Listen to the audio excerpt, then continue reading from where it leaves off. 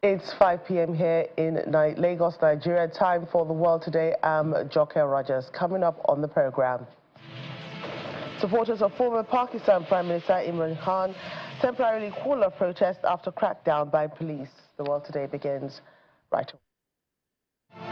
Elsewhere now, supporters of former Pakistan Prime Minister Imran Khan have temporarily called off protests demanding his release a day after marching to the capital Islamabad. Islamabad's residents woke up to empty streets littered with damaged vehicles after a midnight clash by security forces and thousands of protesters. The demonstrators had vowed not to leave the capital until Mr.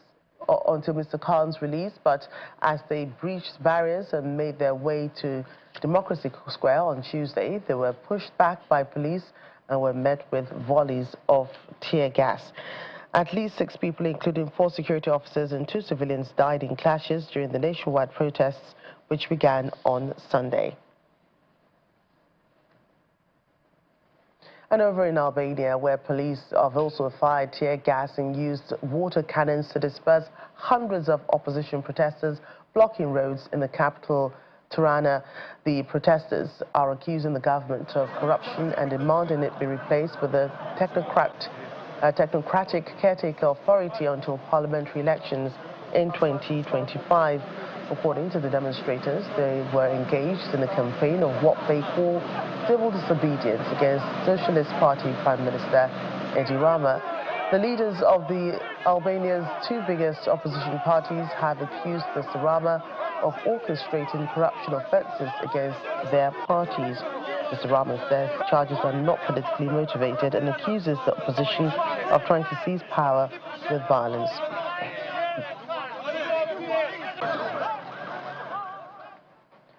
Well, Spain has announced 2.3 billion euros in additional aid to reconstruct the Valencia area following the deadliest flash floods in the country's modern history. The floods left more than 220 people dead and 5 others still missing after torrential rains triggered floods in October. The measures are on top of the 14.36 billion euros previously announced. Spanish Prime Minister Pedro Sanchez says the government will keep supporting the affected areas until they completely recover their normality. Meanwhile, 1 person has been killed and 8 others still missing following heavy flooding in several parts of Sri Lanka. The floods, which were triggered by heavy rains and strong winds, had battered the South Asian island nation for the past 2 days. According to the country's disaster management center, the rainfall is expected to intensify into a cyclonic storm which will make landfall on the island's east coast on Thursday. The Department of Meteorology said that the effects of the cyclonic storm will ease off by the weekend.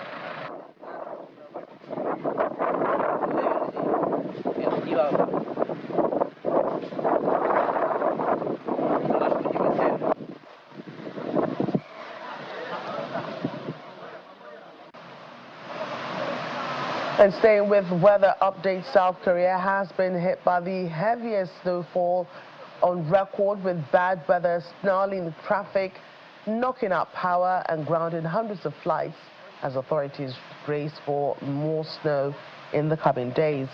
More than 200 flights were cancelled or delayed, most of them domestic, as airports across the country experienced severe weather conditions.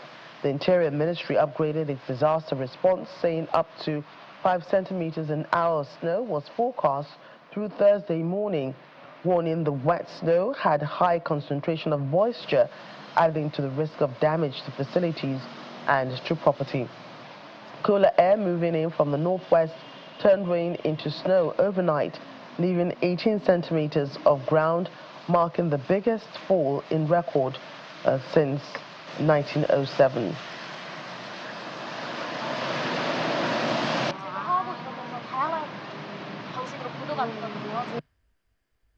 Meanwhile, the National Meteorological Center in China has lifted its warning for cold waves and heavy snows, with temperatures expected to pick up in most parts of central and eastern China.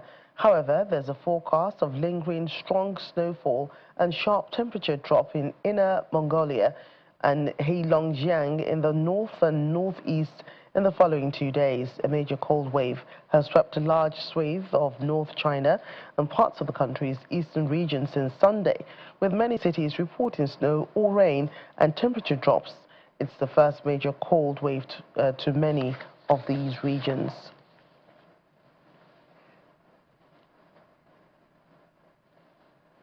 And away from the weather now, voting is underway in Namibia in what could be the most competitive election since independence from white-ruled South Africa 34 years ago. The polls started around 7 a.m. and are to conclude by 9 p.m. local time. Netumbo Nandi-Ndaitwah from the ruling Southwest Africa People's Organization, SWAPO, is seeking to become the country's first female president. If she succeeds, she will replace Hage Geingob, who died in February after 9 years in office. Her main challenger is Panduleni Itula of the Independent Patriots for Change Party and 14 other candidates. Another party winning the election could mean the country's first transition of power to a new party since the country gained independence from apartheid South Africa in 1990. I'm echoing also what the president has said by calling on all Namibians who registered to come out in their numbers and vote. You must know voting is not just your constitutional responsibility, but it is also your national responsibility. Let the people decide. Today they decide, and they will tell us how they feel in their hearts, how they feel in their mind, and how they want their future to be. Let us give the Namibian people today the sovereignty only belongs to the citizens.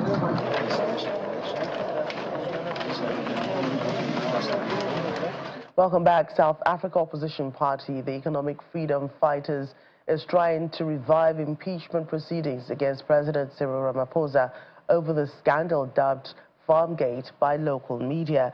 The party brought a case to the country's top court on Tuesday on the scandal that centered on the alleged theft of millions of dollars hidden in the furniture of President Ramaphosa's Palapala game farm, which a former intelligence official revealed to police.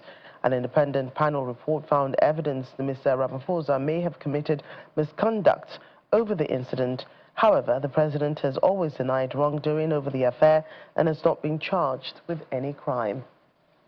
Inside the court, we're arguing that Ramaphosa must be held accountable in Parliament.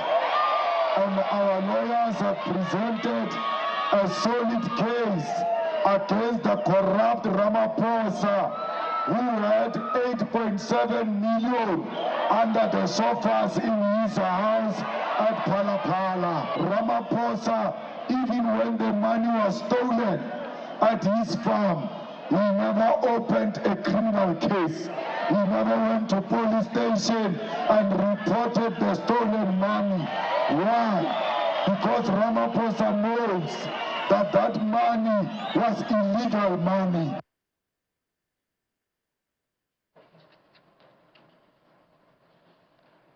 Earlier on, my colleague Sideline spoke to our correspondent Innocent Simosa for more details on the Economic Freedom Fighters' effort to revive impeachment proceedings against the president.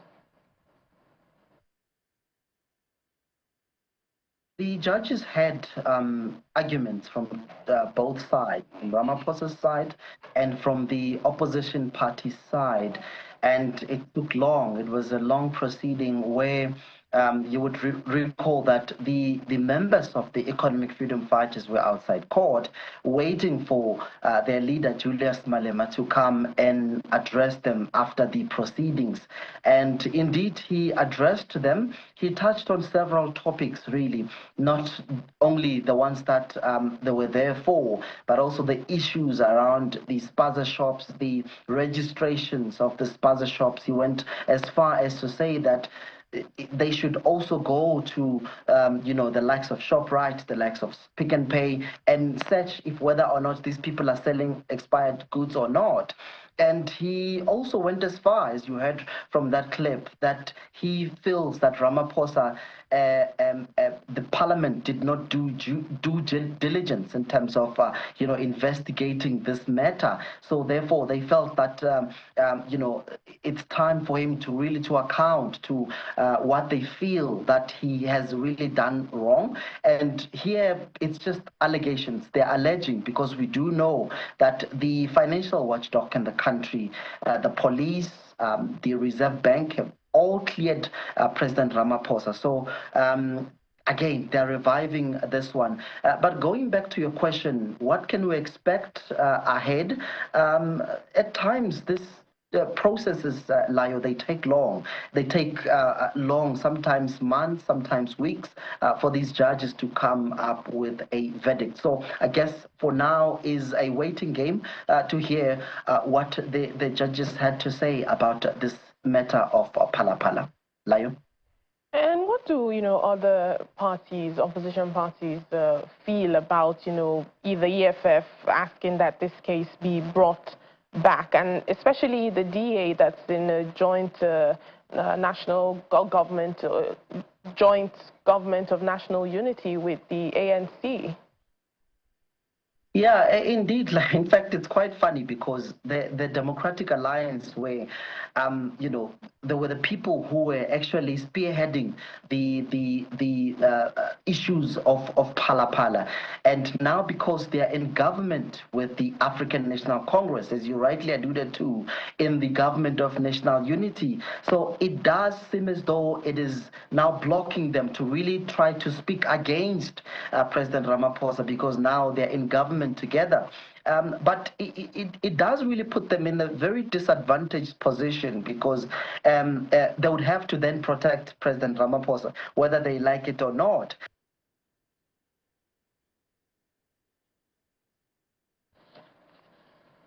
Still in South Africa, a 49-year-old New Zealand man was killed while visiting his parents in South Africa on Monday. He was visiting with his girlfriend and only child. Reports from local media outlets said Eugene Robmond was protecting his parents from a robbery after the assailants had followed them home from the bank on Mostert Street in Monta Vista, a suburb outside of Cape Town. Robmond tried to stop the suspects during the robbery using a sledgehammer and was fatally wounded and killed. The Monta Vista Neighborhood Watch Group said that he tried to stop the robbery. Police said they have tracked the car used by the three suspects, but no arrests have yet been made.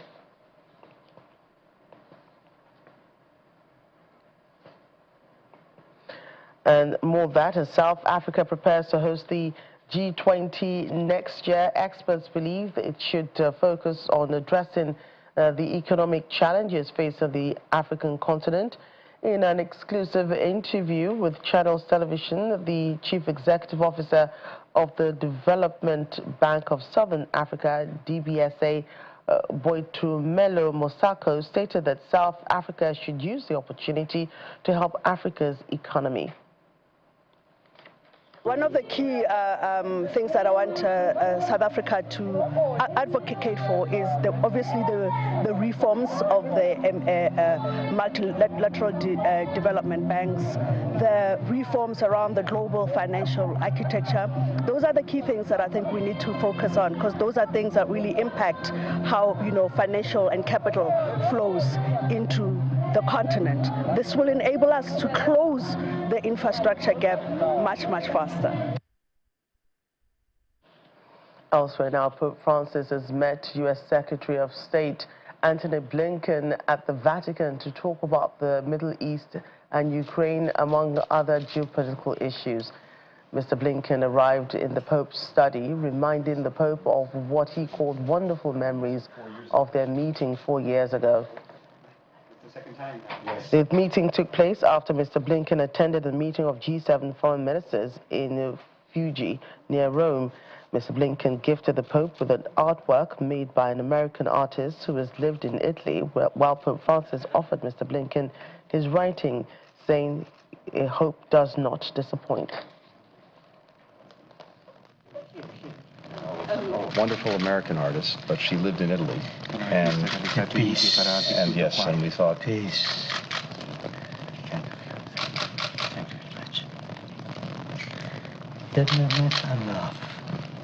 Che piano, il creato, the great all creation. Thank you. E la speranza. We can never lose hope. La speranza non delude. It does not delude, it does not disappoint. E queste sono le cose che io ho scritto. These are the things that I've written. Bene. We're inspired by your words. Thank you. Pray for me too. Thank you.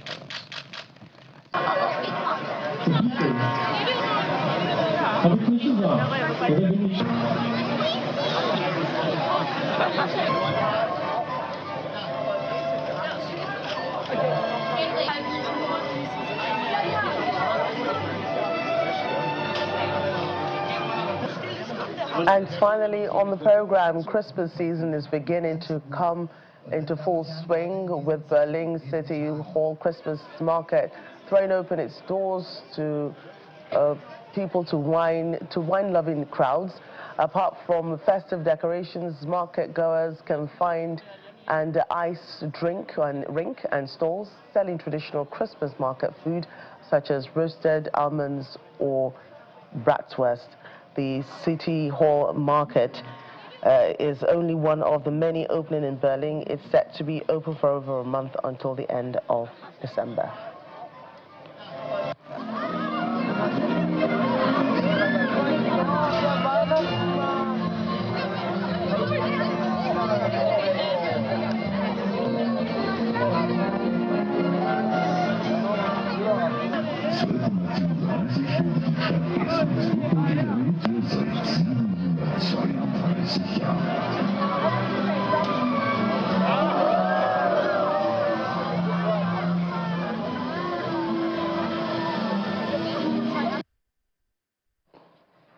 That's our show today. Thank you for watching. I'm Joke Rogers.